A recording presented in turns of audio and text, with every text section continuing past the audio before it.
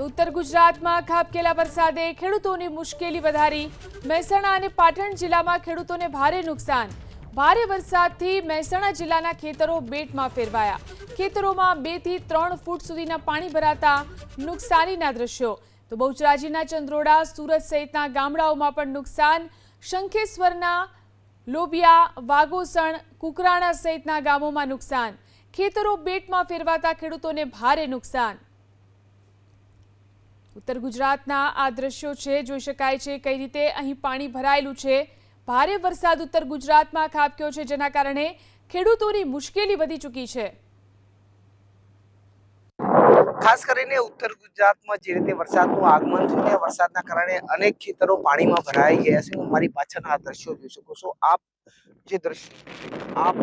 જોઈ શકો છો તે પાટણ, મહેસાણા અને સુરેન્દ્રનગર જિલ્લાની બોર્ડર ગણાતા વિસ્તારના છે કે જ્યાં શંખેશ્વર તાલુકો, બેચરાજી તાલુકો અને સમી તાલુકાના ગામોના આ દ્રશ્યો છે। આપ ડ્રોન કેમેરાથી પણ આ દ્રશ્યો જોઈ શકશો કે કઈ રીતે તમામ વિસ્તારની અંદર પાણી ભરાયા છે। હજારો એકર જમીનની અંદર પાણી ભરાયેલા જોવા મળે છે। આપને જ્યાં પણ નજર પહોંચશે ત્યાં આ જ રીતે પાણી ભરાયેલા છે। ક્યાંક ને ક્યાંક જે ખેડૂતો છે તે પરેશાન થયા છે, કારણ કે હવે આ પાણી ક્યારે સુકાશે ને ક્યારે તે વાવેતર કરશે તે એક મોટો સવાલ છે, કારણ કે જે રીતે ખેતરો તળાવની માફક ભરાયેલા જોવા મળે છે। ડ્રોન કેમેરાથી તમામ ખેતરો આપણે જ્યાં પણ નજર પહોંચે ત્યાં ખેતરો પાણીથી ભરાયેલા જોવા મળી રહ્યા છે।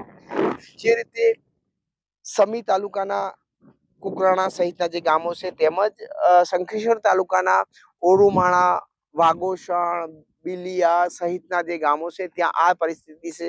સાથે બોચરાજી તાલુકાના ચંદ્રોડા, સાપાવાડા, સુરત સહિતના જે ગામો છે તેની જમીનોની અંદર આ જ પરિસ્થિતિની અંદર પાણી ભરાયેલા જોવા મળે છે। ખેડૂતોની ચિંતા જરૂર વધી છે, કારણ કે જે રીતે દ્રશ્યો સામે આવ્યા છે, કારણ કે તમામ ખેતરો તળાવની માફક ભરાયેલા જોવા મળે છે। આ જ પરિસ્થિતિમાં ખેડૂત મૂંઝાયો છે, કારણ કે ખેતી કરે તો કયા રીતે કરે। હારું નાગોરી, એબીપી અસ્મિતા, મહેસાણા।